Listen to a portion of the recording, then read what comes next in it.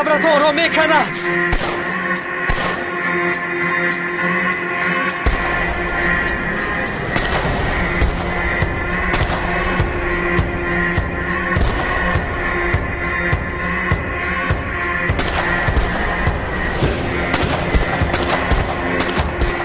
پدرت لعنت.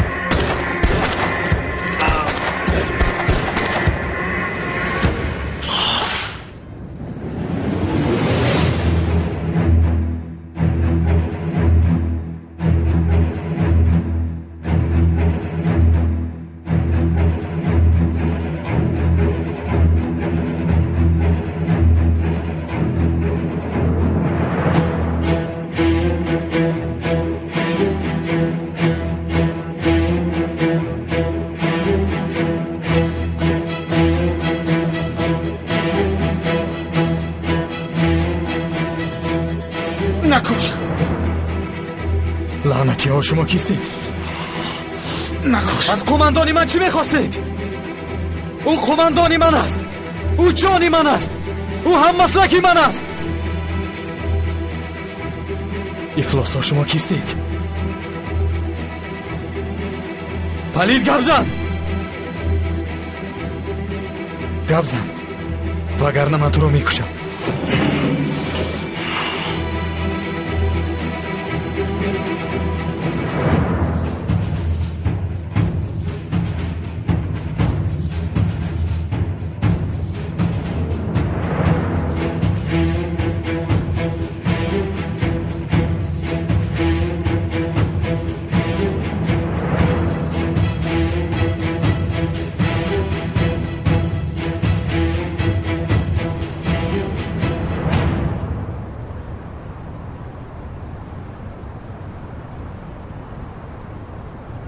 با دقت باش.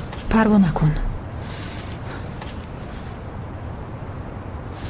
چونان می نماید که کسی پیش از ما به اینجا اومده است. گبزن وگرنه به تو نشان میدیم. گفتن نمیتوانم. اگر گویم مرا میکشند. همان طوری که قماندانت را کشتند مرا هم بکشند. قماندانی من نمرده است. قوتی شما به او میرسد مگر؟ اگر نمرده باشد پس تا نیکو را نکشند آرام نمیگیرند. به بیمارخانه رفته او را در آنجا میکشند. من تو را میکشم. تسلیم شوید. سلاحتون را پرتوید.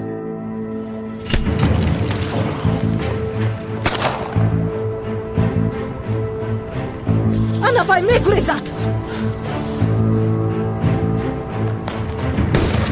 ایستو نگریز.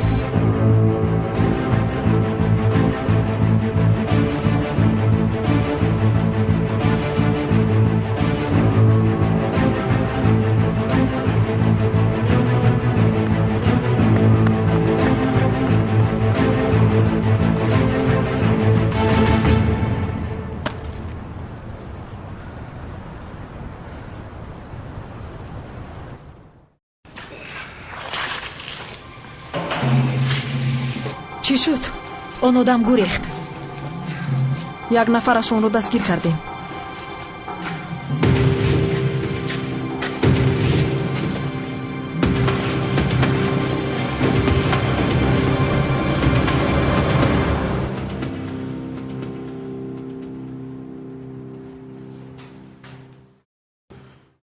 استا آنها چی کاری میکنند؟ باید در بیمارخانه آدم مانیم. ماندگیان خواطر نشو.